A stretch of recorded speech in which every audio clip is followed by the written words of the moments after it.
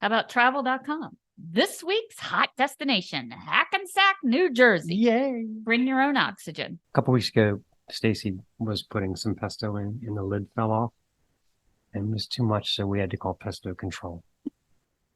They came in minutes. It was like, gee, I thought there was a sofa under there, but now it's just McDonald's wrappers and a busted umbrella. Whee. Hulu, now streaming, Full House, Season 6. Wacky Mary-Kate tries prostitution. This is the Snaggletooth Extreme Metal Podcast.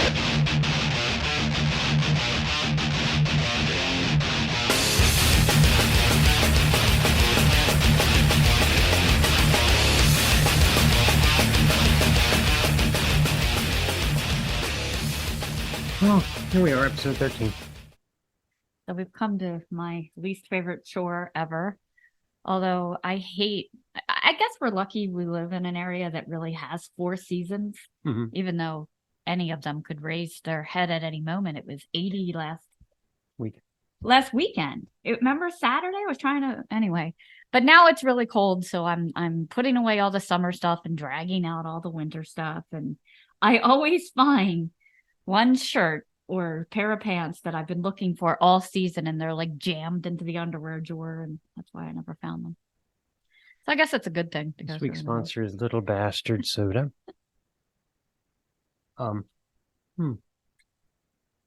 Guess what I got for my birthday? I'm going to show this off. Someone got me the Cavalera, the Bestial Devastation vinyl. I'll show it off for you guys, but what an awesome gift. Check out the way you have a modern picture of the band on the inner sleeve, but on the back, you still get the original young and skinny picture of the Sepultura boys. So excellent gift. Thank you. Honestly, I think they look better now. Oh, and while we're at it, like a fine wine. While we're on the subject, I got this. I don't know why. Marina and the Diamond. We did not order this at all. I didn't order it at all. Just came, and I'm like, I don't know what to do with it. So come at me in the comments. Anybody interested in this? I'll sell it to you cheap. Bubblegum Bitch is the first song. I don't get it, but whatever. Anywho, more vinyl. So we got a show coming up this week. We're going to see Incantation and Suffocation in Baltimore. Really stoked about that. We'll be happy to tell you all about it in the next show. I'm sure it's going to crush. If you can't make a show or want a preview, I will be sure to be live streaming a song or two on our Instagram Tuesday night page. It's Tuesday. This upcoming Tuesday night, which is what, the 7th? 7th. Yeah. Look for some live stream activity from us. Suffocation, Incantation, and then who's the local band? Stabbing. Okay, Stabbing is one. We may or may not be there on time for that, but we'll try. So definitely look forward to. We'll be there live streaming and avoiding $17 beers. Anyway. Yeah, I think I found my way around that. We're going to sneak minis in her bra or something. Yeah, well, you know what? They always wand me with my arms out, and they never check my jacket. They just worst that can happen. Inside. I mean, I don't understand. You got a death metal crowd. 200, 250 people at the most. It's a Tuesday night, and you won't lower the drink prices at all. You know? Oh, and also Skeletal Remains is playing. I forgot. Oh, I love them. So, they're great. They're out of Hotlanta. Yeah, I love that band. Well, that's going to be a good night. Maybe I will buy a beer. Anyway, okay. I'll let you guys know how that goes. Okay. So I was thinking about, as per the graphic behind me, I was thinking about when you ever have to go into your spam folder. To search for something. Like someone says they sent you something important and it goes in your spam folder. It's like physically rooting through the garbage. You feel like you took a turn down a dark alley or something. I feel like put on your virtual latex gloves and put the virtual clothespin on your nose and get to work. It's seriously like digging through garbage. Terrible job offers like airport restroom attendant or great news, Dollar General is hiring from careerbuilder.com. Ridiculous clickbait from the neighborhood app like 2-headed cow found stuck in water retention pond. Wow. I like the credit card offers from Loan Shark at 93% interest, but no annual fee. Oh, if there's no fee, sign me up. Hulu, now streaming, Full House, Season 6. Wacky Mary-Kate tries prostitution. Guess they were running out of ideas. Spotify recommendation like Glenn Danzig sings Elvis. That's not made up, sadly. Fitbit. Hey, Mark, check out your shitty sleep score again. You got a 41% poor. D-. How about ChristianFarmersSingles.com? Tobias would like to ride your tractor on the way to church. Oh, Tobias, how sweet. Aggro subject lines from Shine. Attention, ridiculous price drops in men's knit half shirts. Yeah. I only have 4 of those. Etsy ads, Stranger Things colostomy bags. Get them Oh, wow. before they're gone, complete with the upside down built in. I believe it. Home Depot. Mark, will you write a review of the soldering paste you bought last week? That's riveting. The overly aggressive tattoo merch shop encouraging domestic abuse. You'll need to hit this bitch now. If you miss this, bad shit will happen to moderately good people. Yeah, when I look down and I see the subject line, you need to hit this bitch now. I'm like, where have I gotten in life? Lyft, Uber. You forgot to tip Michelangelo. Click this sketchy link to use PayPal, even though there is no Uber link anywhere. Scam City. Yeah. How about travel.com? This week's hot destination, Hackensack, New Jersey. Yay. Bring your own oxygen. How about let's meet and fuck, except with the fuck here, it's like that. Is this a word game? Did they want me to meet and fuck? I'm so confused how to do that. Yeah. Maybe it's fuck. It's like a sock knitting Find me on festival. How about another one from the neighborhood app? Help! My cat just hacked up a human ear. I probably would click on that. Yeah. Credit union. Guess what? You're broke again. Click here for a wealth management advisor to help you with all your non-existent piles of cash. Our bank is always emailing me. Schedule your financial wellness check. I'm like, no, I'm really afraid that it's gonna go. Yeah, I'm already flatlining financially as it is. I don't need any advice on that front. So anyway, this is a story that I typed it up months ago. I forgot we never really told this story. Okay. I was a teenager, 14, 15 years old. And my mom, who has always had strange taste in friends, said that a friend of hers wanted their wallpaper redone in their house and that they would pay me for it. So, always strapped for cash. I agreed. She did not tell me they were hoarders. God. When I got there, I could not believe how filthy the place was. It was junk. In some places, junk was up to your waist. She was a single mom. She had 2 teenage boys, huge dog drooling and pissing all over everything. Basically, when I walked in, the houseflies were apologizing for the conditions of the place. I couldn't understand for the life of me, even at that age of 15 or whatever, what the hell difference does it make to change the wallpaper when there's broken toaster ovens, discarded milk crates, spare tires, and soda cans all over the place? So I started to work on the wallpaper. But everything I stood on was just a pile of junk. And sometimes I would just collapse and find myself flat on my ass. It was like, gee, I thought there was a sofa under there, but now it's just McDonald's wrappers and a busted umbrella. Right. Yeah. I tell you, that's the only thing that if I ever don't feel like cleaning, all I have to do is watch an episode of Hoarders, and all of a sudden I really Oh, want to absolutely. And this was just like it too. This is before the show even existed. At one point, there was a scuffle with one of the boys and the dog. I heard the kid go, "Rex, don't pee on my sandwich." 2 minutes later, he was eating it. I don't know what happened. I don't even want to know what happened. So obviously my allergy started acting up because the place was a shithole. So I had to go sit on the front porch in the cold to eat my lunch. I remember they had bras hanging on the outside doorknob. And I couldn't understand why. But then I realized that the other side was so full of crap they couldn't fit the bras. So they had to put bras on the outside. But that's okay. We let those bras flap around.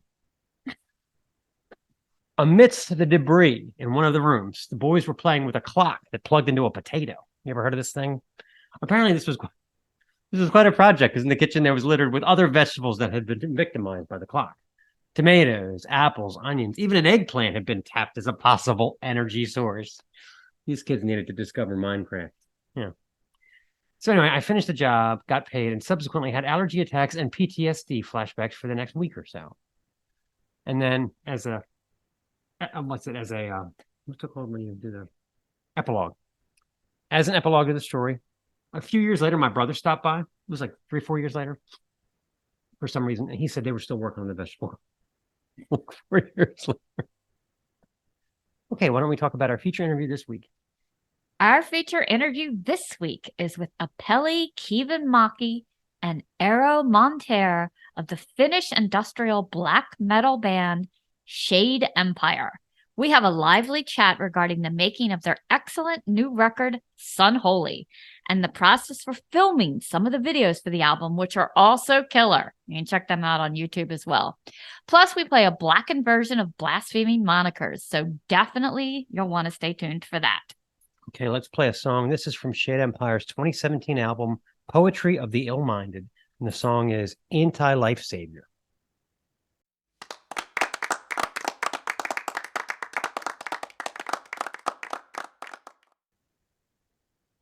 Okay, let's talk about Patreon. We've been adding a lot on. Our first live stream could have gone better. For the 4 of you that did tune in, we appreciate it. I hit the camera on, and then the cat immediately shits right in the middle of the floor. I was just, is this an omen or something? And that never happens. It was ridiculous. And the dog's sniffing it. I'm like, get out of here, animals. The animals staged a coup, basically. But out of 6 beers, I got 2.5 right. Yeah. The one was caramel and I guess vanilla. I think that's really close to being. So, anyway, we will try it again at some point. But for now, please head over to patreon.com/Snaggletooth podcast and you'll be able to find all kinds of wacky hijinks that are only there for our minions. Satanic pickle. You've done 2 satanic pickle things. First, how to make them. How to make Second, them. how to Fry fry them. And I just finished putting up. What did I put up? A feature on the band The Tubes, which turned out really good. Not very Decay, but white punks on dope, right?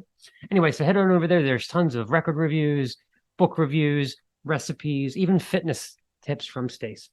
Show off that flat stomach. Show it off. Come on. Hashtag Rebecca Louise. Hashtag shit show supervisor. Anyway, so I have never really understood our fascination with NASCAR in America. You're driving a car that has a huge label on the side that I would not want on my car, Viagra or Rogaine. Basically, you're driving in a giant circle hundreds of times while the crowd breathes in waves of carbon dioxide. Sounds like a fun Friday night. Yeah. I always see those big-bellied dudes waving Confederate flags and holding up foam fingers in anticipation of a high-speed wreck and or possible partial decapitation by an errant flying tire, which has happened. Yeah, I Googled NASCAR fans. There's so many Confederate flags. Apparently, it's not racist at all in NASCAR land. Okay. What's with the drivers like? Why is I know his uniform's fireproof. Why does it have to be like spacesuity? Is he heading over to fly the space shuttle after the race if he wins? It's very confusing. I was always curious, what were the qualifications for the guy that waves the checkered flag? And I guess if he dropped it, that would probably be a cardinal sin and unforgivable. Pretty cool. But I actually looked it up and they actually have a title. It's called a Grand Master is the official waiver of the flags. And I wonder how one gets that title. Is it a trade school, night school, some kind of on-the-job training? And I also Googled it. There are all these different colored flags that mean different things. I mean, I would need a schematic and a poster just to figure it out. Bald dudes on inflatable couches with their driver's number painted on the side of their skull. Camping out in 95-degree weather on top of an RV, swilling Budweiser or Busch, burping and peeing. What is the milk thing? I knew nothing of it. It's a tradition in the Indianapolis 500. Whoever wins gets presented with, I guess, a trophy and a glass of milk, which they are expected to down immediately. Or I guess you could just pour it over your head. But then it came into my mind, with all people's dietary restrictions these days, what if a lactose intolerant or vegan person wins the Indianapolis 500? I mean, do they have almond milk on standby just in case? Could you imagine? Fuck, he won. Get the almond milk instead. I'm surprised it's not like luscious Gatorade's new flavor, space blueberry or whatever, and then you have to down that. Because I mean, Just milk. That's a wasted sponsor opportunity. And I always wondered It about would have to be like Powerade or something, I would think, for the sponsorship. Jeff Gordon all those years. I wasn't a rabid NASCAR fan, but for a while, my son, when he was around 5 or 6, got into it. And he loved Jeff Gordon. That's about the age, I think. And You just have to be perpetually 5 or 6. yeah, so he had the rainbow jacket, but all I knew about Jeff Gordon was when he got finished, he always drank a Pepsi. So did he have to drink milk and Pepsi? Oh my gosh, Laverne and Cheryl. We had some NASCAR fans in our office. I don't know. It was the office I worked, truck drivers and stuff. It was about 15 years ago. And the women would come in and they would say, "Did you see what happened during lap 126?" And they all knew about lap 126. And I was so clueless. I was like, "What, did you drop your sandwich? Did your deck chair collapse? Maybe the hot dogs you were grilling burst into flames? What happened during 126?"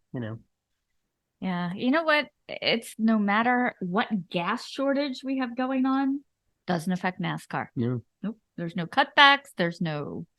I heard the attendance at some of them is like Super Bowl level attendance in terms of just the amount of people. And the tickets are really a lot of money too. Like, anyway, If I had to pay for all the gas. that's enough NASCAR talk for now. We're a society that's pretty advanced technologically. We certainly do like our sticks and stone. Sticks and stones may break my bones. From fish sticks to breadsticks to chapstick. What do we say when our car has a manual transmission? It's a stick. We stick the landing, stick to our guns, stick our noses in other people's business, and worst of all, stick out like a sore thumb. Clearly, more things than you can shake a stick at. We've got joysticks, glue sticks, hockey sticks, cinnamon sticks, drumsticks, stick figures. Too lazy to call it a cigarette? How about cancer stick? At any rate, as Teddy Roosevelt said, he walks softly, but he carries a big stick. On the other hand, I'm not your stepping stone, am I? There's the kidney stone, Rosetta Stone, the Blarney Stone. The Secret History of the United States is a documentary by Oliver Stone. You can be a rolling stone, gathering no moss, while leaving no stone unturned, sometimes killing 2 birds with 1 stone. You can choose to throw stones at glass houses and keep your nose to the grindstone, all while remaining stone-faced. When something's tentative, it's not carved in stone. Queen were stone cold crazy, and Motorhead were stone deaf in the USA. Kathleen Turner preferred romancing the stone. King Arthur pulled the sword from the stone. Steve Austin can't just go by Steve Austin. We all know that. After this, I'm going to listen to Sly and the Family Stone, Stone Temple Pilots, or maybe Queen of the Stone Age while looking at my poster of Sharon Stone. This has been Sticks and Stones with Mark and Stace. So let's play another song. Why don't you just this one? This is a song from Sunholy. This is Shade Empires In Amongst the Woods.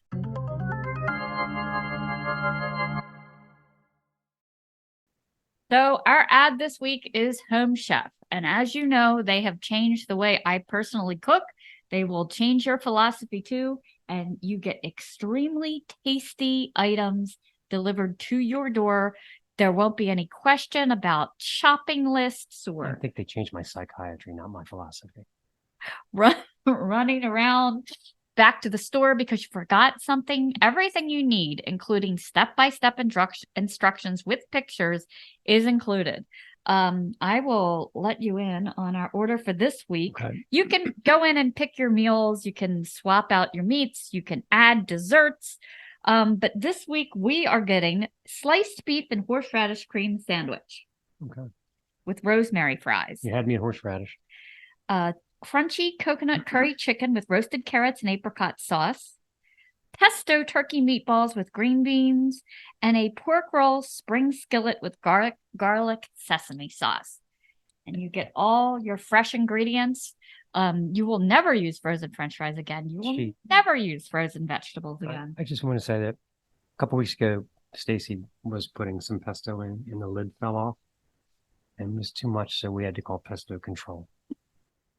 They came in minutes. But all right, go ahead. Pesto jokes, really, Mark? Anyway. So they will teach you about flavors. You will put together combinations that you never dreamed of. Every time I do a home chef meal, I learn a new trick that I did not know could be done. So you can get over to their website, click on our link. It will save you $20 off the first order of no delicious meals that also take out all that element of what's for dinner tonight.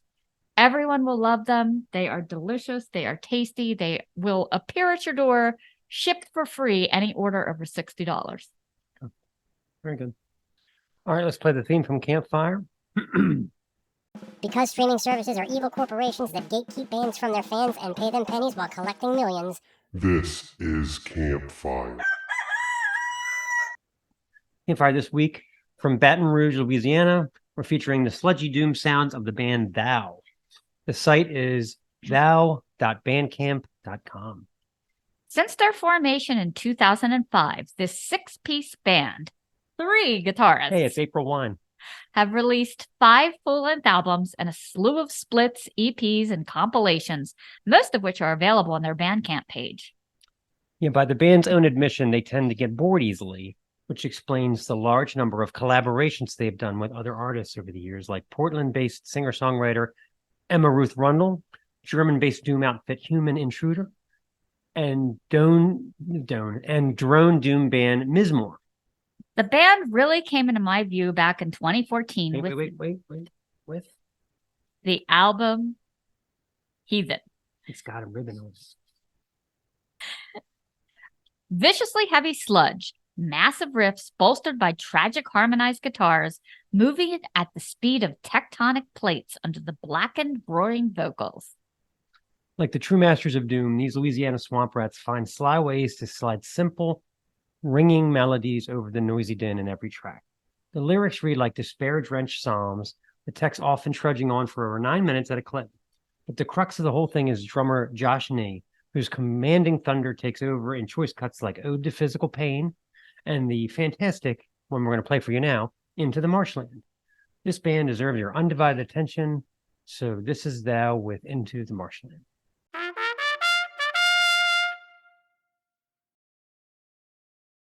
We continue with our worship of Thou.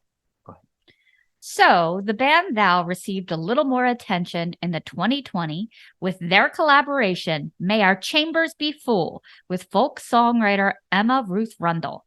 I believe they met at the Roadburn Festival in the Netherlands and eventually put this full record together. It's 7 songs, mostly around the 4-minute range, and the juxtaposition of the sort of post-rock sludge riffs, Brian Funk screams, and Rundle's clean melodies. The couple of longer songs on the disc are particularly interesting, less of the boiling acidic rage from Thou than we had on Heathen. It's a study in building tension, in no part due to Tyler Colburn's deft drumming. It's a type of album that has no filler whatsoever. At 36 minutes, a lot of other bands, not quite so savvy, would have droned on much longer, but with less dramatic effect. Yeah, the way the vocals blend together in cuts like Monolith and Killing Floor are really interesting, combined with the fact that there are 3 guitarists on this thing. Lots of clean layers of guitars that kind of reveal themselves slowly until the whole thing is raging with her sweet vocals mixed with his raspy delivery. I really like the one we're going to play for you now. The closer of the album is called The Valley. Really interesting use of feedback squalls, almost like a violin effect, with Coburn thundering away until everything kicks in around the 7-minute mark. Great stuff, a really interesting band. So this is Thou with The Valley.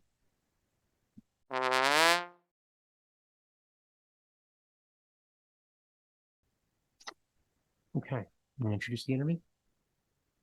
This is our interview with 2 of the members of Shade Empire.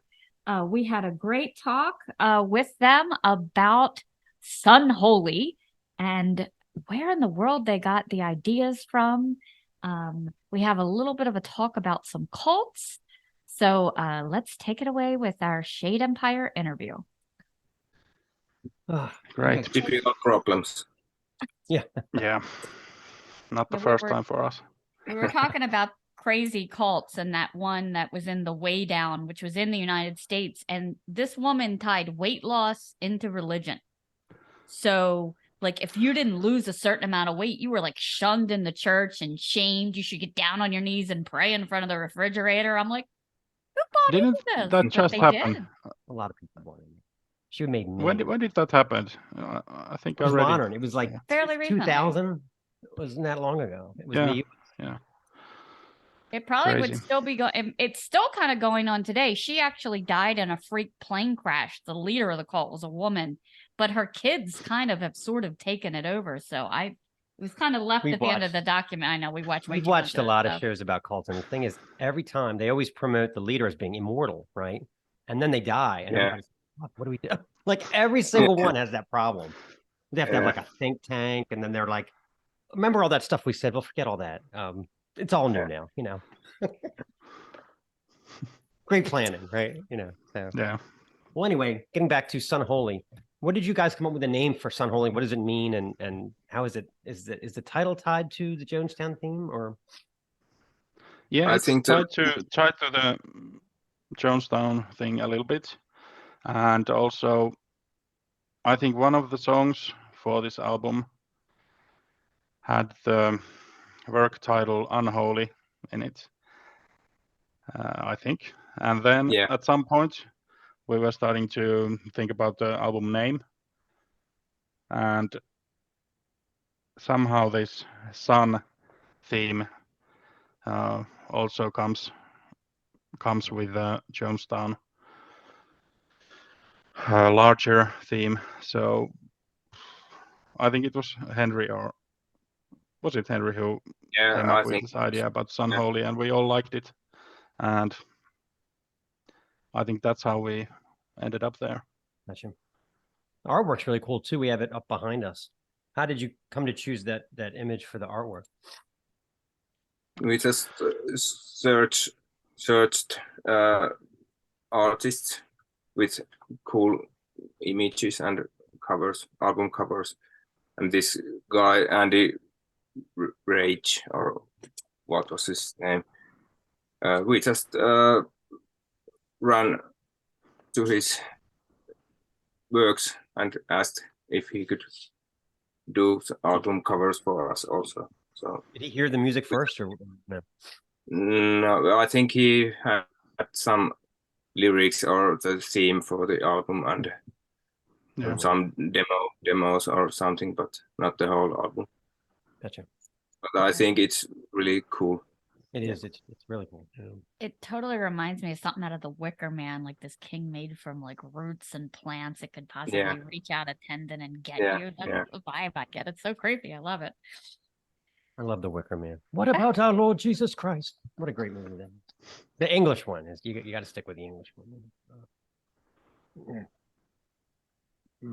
Yeah. So I'm loving, your blend of the symphonic and the industrial elements. You seem to have everything in there. And honestly, I think this album is groundbreaking when you're combining those blast beats with those brutal moments, and then you have those orchestral ones, and everything has such an epic feel.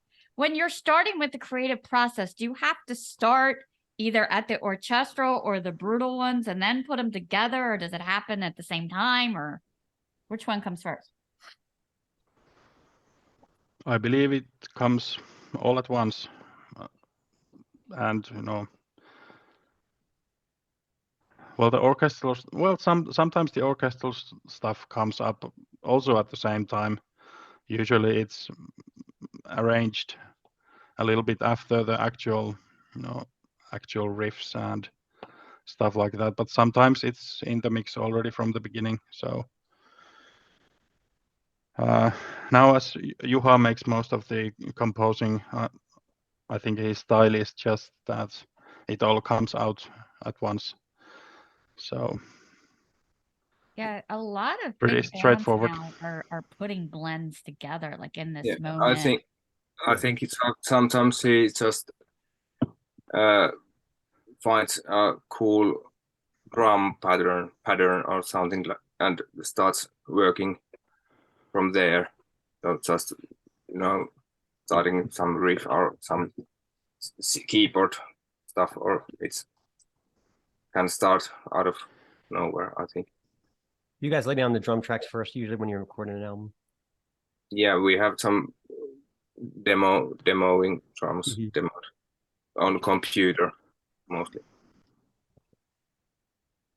Yeah, like I was saying, so many big bands now are coming into vogue with this blend, like In This Moment, and from the growly to the clean and back again, and Lacuna Coil. I think you guys are going to do really, really well with this album because I think it's time. Fits the landscape. It does. It really fits the landscape right now, and it's just such a great. But it stands out because it's a great blend of even more things, and a lot of people, seem to have done. So your vocalist Henry is a little newer to the band. What changes if in style, if any, did he bring when he joined?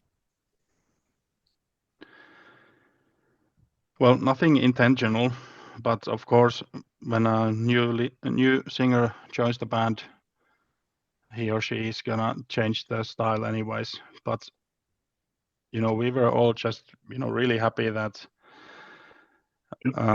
he could do all the stuff that the previous singer Juha could do, but also he brought a lot of new stuff with him. So like all the pretty complex clean stuff and many different styles of clean singing on top of all the growling and stuff like that. So he's just so versatile that it gave us a lot of opportunities in ways of what kind of parts can we make for a song. But like I said, I don't think it was intentional. At some point we just realized, okay, we can do this now. Let's do it. I think we encourage him to do more clean vocals also. Yeah, he was a little bit hesitant himself, maybe in the beginning, because he was afraid that our style would change maybe too much. But the rest of us were like, just do it. It sounds great. And when we heard he did a good demos before actual recordings, so when we heard them at the first time, we were all like, "Whoa, this is so cool!" Yeah, it was crazy. Yeah. And they got of course, even better in the actual recordings. So, definitely. What did you have him demo? What did he sing for you? He did quite good demos. They were actual words. I mean, what song did you have him sing that you said, "Wow"? Do you remember? You mean when he joined the band, or when he was trying out? I guess. I do you remember, Eero? I'm not sure. I think every song was really good, but the clean parts mostly. I think what's the last? Eero, when Henry joined the band, did we have him record some demos for us? Do you remember? When he joined, okay. No, we were looking his YouTube channel, and he had some. Oh yeah. He has a lot of different kind of covers on his YouTube channel, so we pretty much knew what he could do. Yeah. Well, your former singer, and he has been in the band since 2017, so we know him already before this. I saw that Juha was with you for a long time. What was it hard to replace him? Like, what was that process like with him leaving and then you being without a singer? I mean, what was that like? I think we asked Henry if he would be able to join before we talked with Juha. Oh, okay. So, and we are good friends with Juha. There was nothing, no drama. Yeah. His musical path is somewhere else, and he had no passion for Shadenpar anymore. So, a relief. He still does new music with his new lineup, but it's so different that it's better this way. Yeah, that's a good example of Wikipedia getting it wrong, because if you read it, they say he was asked to leave. And I'm like, I don't think that's the right connotation. So it just shows you can't always believe what you read on there. Yeah, Yeah, I think it was a mutual decision. yeah. Yeah, if you look at your older works, like, you know, like I was listening to The Slumbering Giant, I think the musical style has remained super consistent.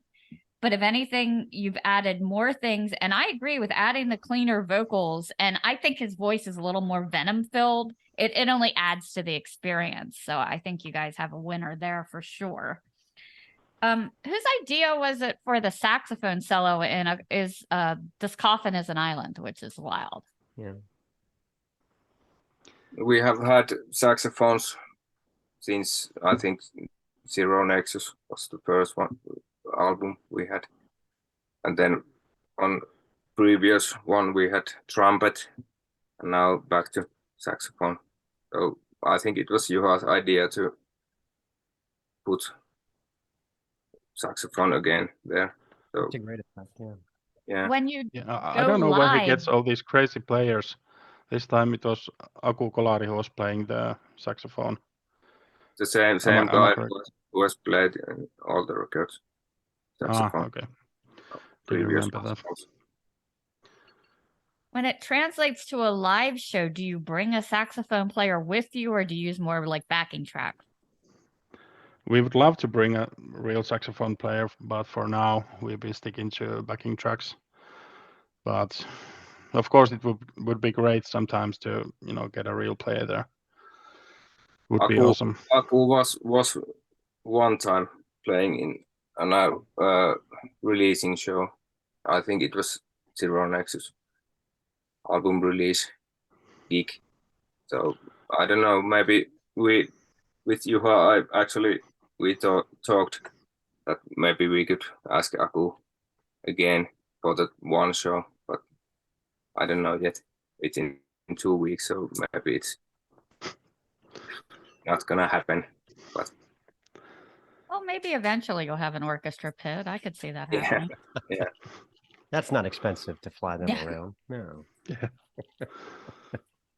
So, what do you think the major differences in writing approaches between Unholy and Poetry of the Ill-Minded? Because that was more like betrayal. It was a little different thematically. Were there a lot of differences when you were writing it?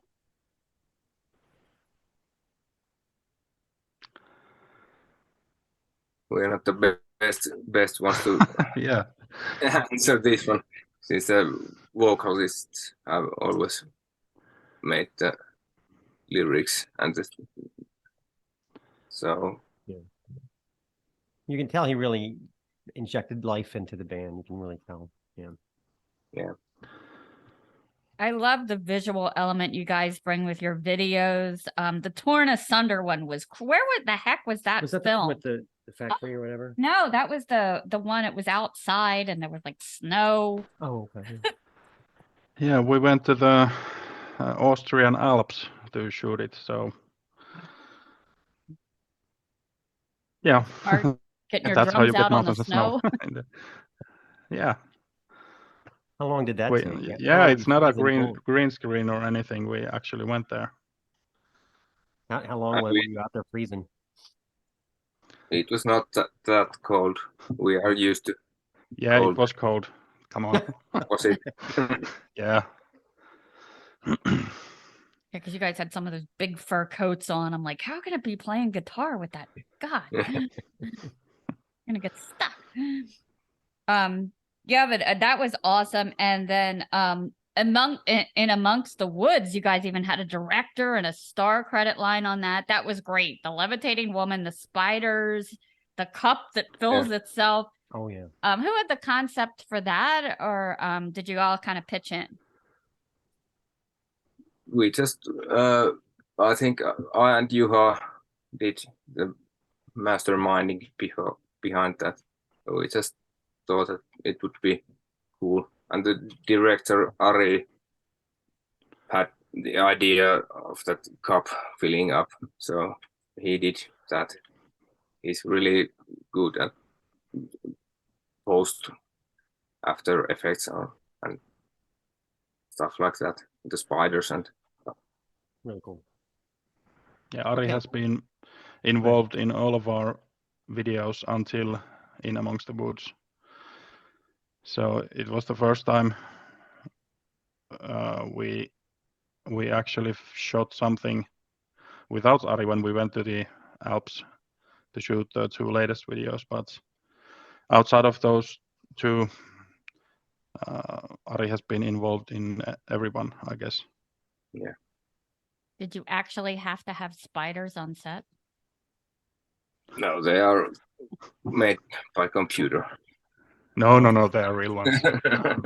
I didn't know if you had to have 2 real ones and then just Dispel CGI the the rest out, or Dispelling the myth. Yeah. you know, Well, tell the spider he's ready for his close up. Get him out there. well, we play a game on the show.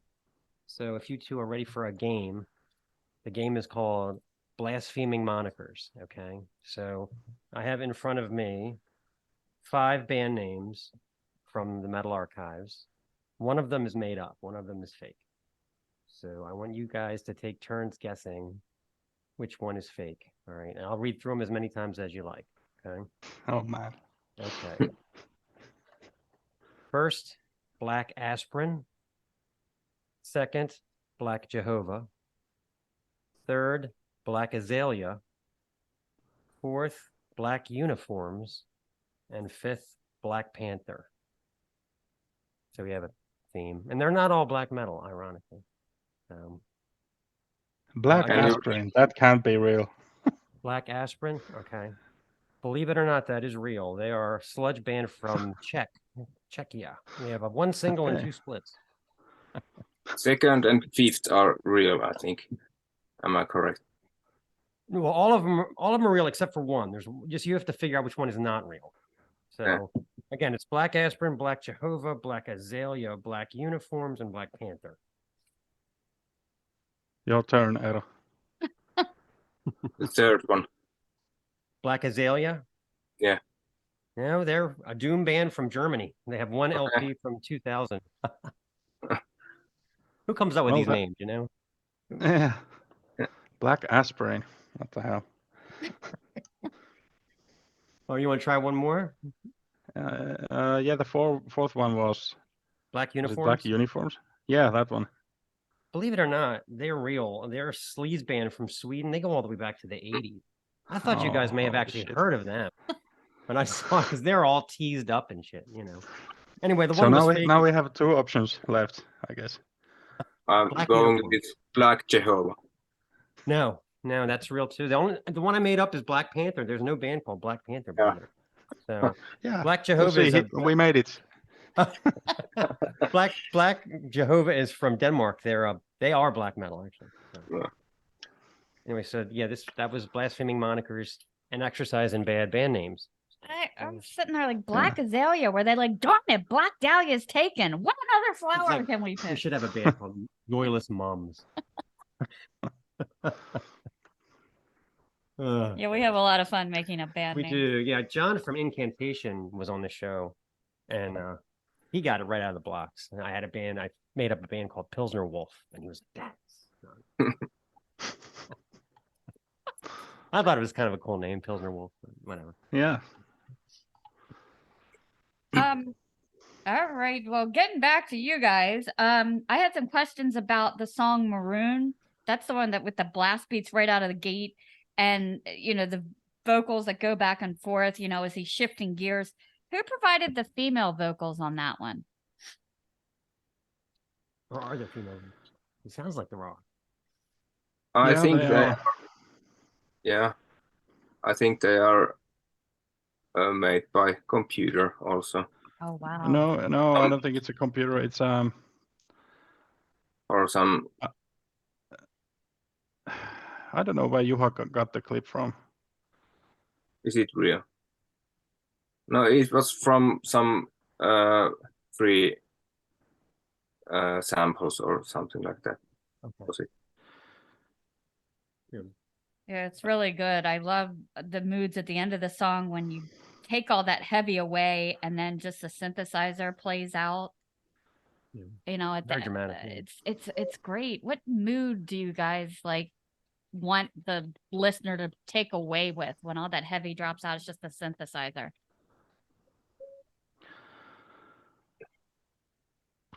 Well, I guess it's the mix of everything that, at least, works for me. So how would you explain that? Having different dynamics inside one song. So first you can be like going really hard, these blast beats and stuff like that, and then there's no one stopping you from, suddenly just stopping and chilling out for a second. So I think it's the dynamics that work, do the trick for me, at least. Yeah. I think it would be probably boring if it was all just, chilling out or blast beats, but it's the mixture that suits me, at least. So you do one version that's all orchestral, so you could hear kind of what's going on under the heavy. Did fans ask for that, or was that yours idea? Yeah. There's a whole other album. Yeah, we asked if it would be possible to put out at least as digital. Maybe we can put it out on vinyl at some point, but now it's only digital. They sounded so cool on their own that we wanted to put it out just like that. It's a really good idea. Years and years ago, I had in the 80s, somebody had the Whitney Houston song "I Want to Dance with Somebody" with all the music pulled, and it sounds like a gospel choir. It's unbelievable. It really does. I was like, wow. Yeah. So you can really get two different feels. I get that. And I think Mark was always saying you're like Die Catalog.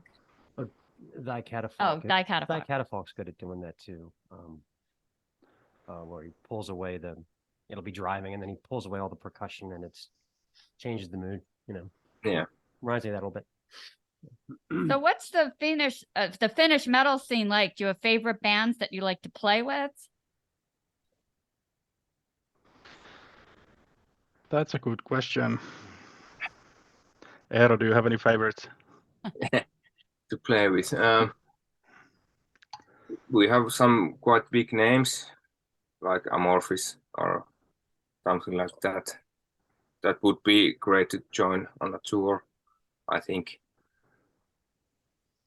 But then we have some cool smaller bands we have already played with. Alma, I don't know. Yeah, there are so many, great bands in Finland that it's easy to find someone, that almost everyone you tour with is gonna be okay. Yeah. So. Do you think it has something to do with the geography or the climate that produces so much quality black metal or just metal in general? And metal in general from Finland. Well, it produces so many depressed and lonely people that are just gonna sit inside and compose music all day. So maybe that's one thing. Yeah. But maybe it's the darkness for half a year. So that just sit home and feel depressed. Yeah, because if you go outside, you will die. So you will just sit inside. Well, we just interviewed another band, and the woman, the singer, moved from Canada to Finland for healthcare because she said the healthcare is so much better there. So she was okay with the gloom, apparently. Yeah, they were from Canada. They're Smolder, but now they're kind of like they kind of have half the band in Finland and half the band in Canada, which is perfectly fine to do these days. But yeah. So with all the gloom, at least you have good healthcare. I'm telling you, Seattle is just. Have you ever been to Seattle? No.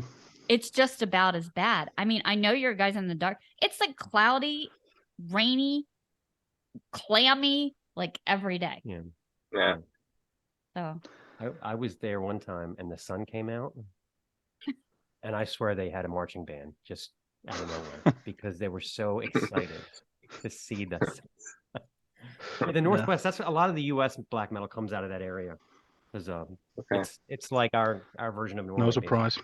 Basically. Yeah. It's depressing. So do you have to do anything to kind of like when it's all dark, like vitamin D pills or artificial Yeah, sunlight? How do you cope with that, with it being dark all the time for months? Well, I think we're used to it. Yeah, it's not a big deal. It's annual. Yeah. But you know, sometimes it gets a little boring. In the morning when you go to work, it's it's getting lighter, and then when you get off work and go home, it's already dark. So you're working for the entire, Yeah. what do you say, daylight time? Yeah. Now, I've never got to see you guys live. I could imagine like as big of sound as you have. Do you do pyrotechnics or? Because I was thinking of that with the smoke in that one video. Well, we try to do as much as possible, but let's say that we haven't had the chance to do as much as we would have liked to. So maybe in future we will have more. Yeah, I can totally see you touring like the Trans-Siberian Orchestra with your orchestra pit and the fire. Yeah. Yeah. Boy, those guys. I'm with you on that one. Your music is, like I said, it's so big and so vast. Has anyone ever approached you to put it in a soundtrack for a TV or a movie yet? I don't remember. No, I don't think so. I could totally see it going that way. You could sell it to the video game people too. That's super big these days. Yeah. Yeah, that would be great actually. If offer like that came, we would be interested. There's such a huge market, I guess. Well, what do you have on tap for tour dates coming up soon? Yeah, in Finland. First in Finland. Yeah. Yeah, we are gonna do in like 2 weeks. Yeah. Is it a festival? And then next year we are gonna go abroad. Yay! We're not sure how many or where, but some of the dates are to be confirmed pretty soon. But yeah, we're looking for it. It's gonna be fun. Well, we're in Baltimore, Maryland, so put us on your list. Yeah, sure. Yeah, we haven't been to the States, but we would really like to come there. Yeah. So fingers crossed that we can make it happen. And we're like right in the middle of the East Coast. We're like south of New York, kind of stuck there in the middle. Yep. Yeah. Well, this has been awesome. It's been awesome. Yeah, I really appreciate you guys taking the time to do this. Thank you very much for having us. Oh no, great. We love it. And we hope to see you next year. Yeah. Yeah, fingers crossed. We would love to come there. The sounds of decay!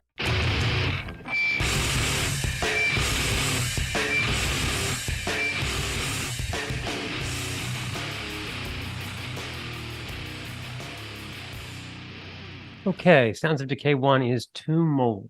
The album is The Enduring Spirits. The Canadian four-piece continues to push tech space boundaries for album number 4, operating as a trio with Derek Vella handling both bass and guitar duties for the record.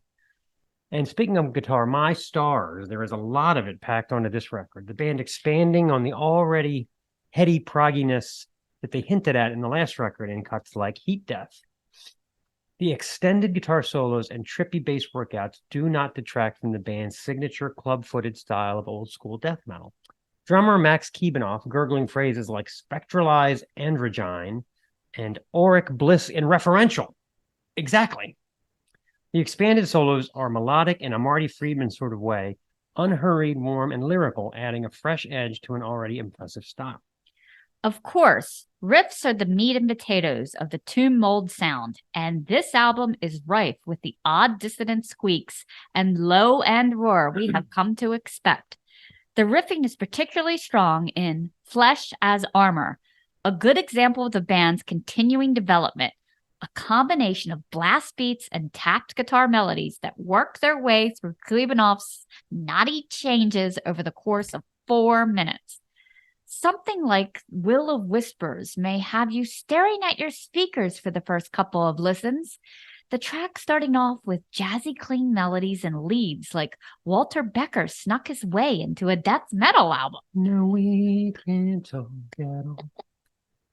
Of course, once the power chords are engaged, the band steamrolls with recognizable power until journeying back into chiming guitar effervescence around the 4-minute mark for the remainder of the track.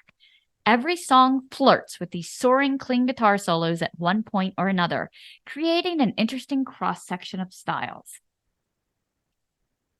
I'm not sure if I enjoyed this one as much as the more Finnish style bruisers of old, like Manner of Infinite Forms. I still love that record, but sort of like Blood Incantation, you have to acknowledge the band's refusal to make the same record twice. This is recommended for death metal fans that like lots of guitar solos. So let's play a song. This is Flesh as Armor. Okay, Sounds of Decay 2. This is Great Falls. The album is Objects Without Pain. The origin of Great Falls moniker is unclear, but after listening to this album, I would say the roaring heaviness and chaotic nature of a huge waterfall being both brutal, heavy, epic, and organic all at once really seems to sum up this band's style. The 8 tracks are sagas, with a total runtime of 53 minutes. There are some songs which stretch into the 8 and 9 minute mark, but with all the tempo shifts, drama, and ambient surprises, your mind will not have any time to wander off. This harsh trio hails from Seattle, channeling all the rain and gloom with no Prozac to be had into angst and fury. Oh, Dragged Home Alive sets the tone as the gateway song, starting with ambient squeaks and a car door slamming. A discordant guitar strums creating plodding chimes, conjuring the same sense of doom in your favorite slasher film as the killer stalks. When Damian Johnson's vocals come in, they smack you unapologetically in the face, boiling over with screamed fury. The tempo slows to a doomy trap riff, as if a woman whispers into hushed tones like those reserved for library conversations, carrying a frantic air. The stunning drums of Nicholas Parks pick up the tempo, rolling and crashing cymbals and fills like waves. Then once again, everything drops away but a despondent yet groovy guitar. When Damien screams, "There is no escape from this place," you just know there is no chance for any sunlight glimpses of hope. The tempo shifts again between chaos to a near void before a single short guitar squalls, giving way to ambient noise that seems to be their preferred palate cleanser in between songs. Born as an Argument is a vast piece with punishing drums and swirling guitar. It builds on itself, layering those caterwauling vocals, swirling guitar, and crashing drums. For a few seconds, everything falls away but the drums before the guitar converges back in, taking on down-tuned dissonant scales before slowing to a jazz drum pace, as suddenly a ghostly woman's moan floats in. It ends with more repetitive mechanical noises that kind of remind me of shoes in a dryer. The guitar converges back in. You see what she did there? Yeah, there's a little bit of converge in this. Spill Into the Aisle is another standout. Again, kicking off with a female voice in a hushed, frantic prayer before the screams return with the chuggy bass groove of Shane Mailing dancing in a blend with the mournful guitar, creating an almost melodic moment, like a choir could come in. Then the drums take to the forefront again before the guitar entwines back in, before once again spinning off, doing its own thing, spiraling back into disarray. The objects may be without pain, but this music sure isn't. It feels chaotic, bleak, and powerful, but strangely cathartic. May they continue to push musical boundaries and keep making this dark but brilliant noise. Good. This is the opening song on this album. This is Dragged Home Alive.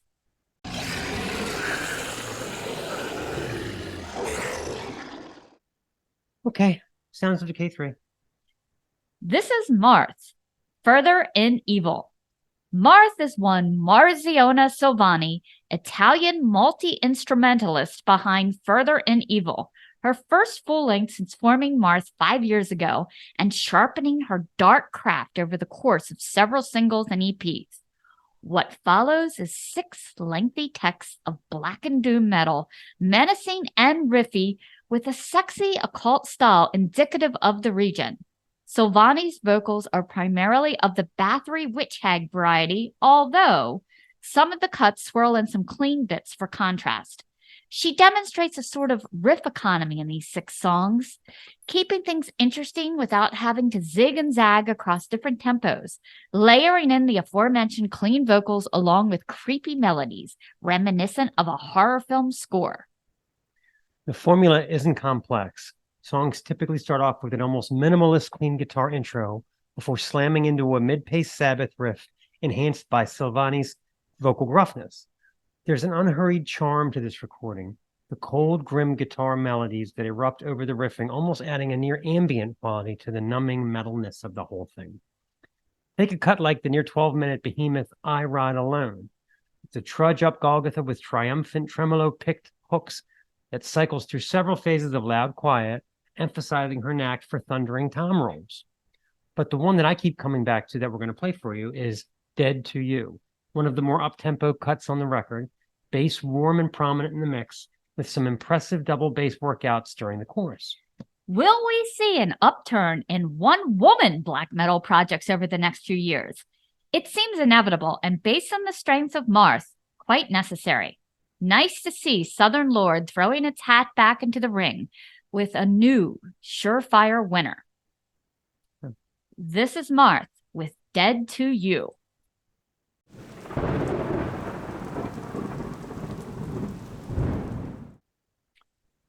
Wow, that went quick. I always say that. I know. But talked about a lot of things. We talked about our spam folder. And how gross it is in there. All those wonderful offers that just pass us by. You want to pour apple cider vinegar all over it. We talked about wallpapering for hoarders that make vegetable clocks. I think we have the title of the episode.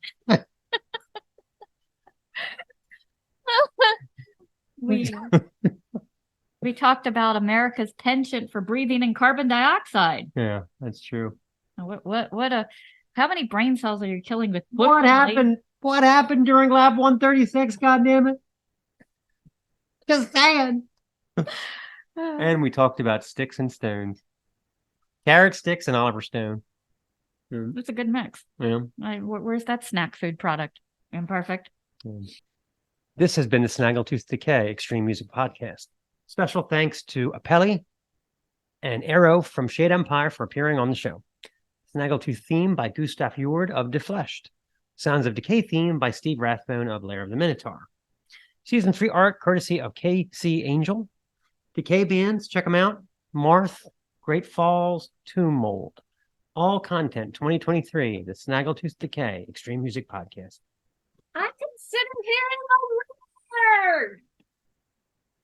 Lap number 136. This is the Snaggletooth Extreme Metal Podcast.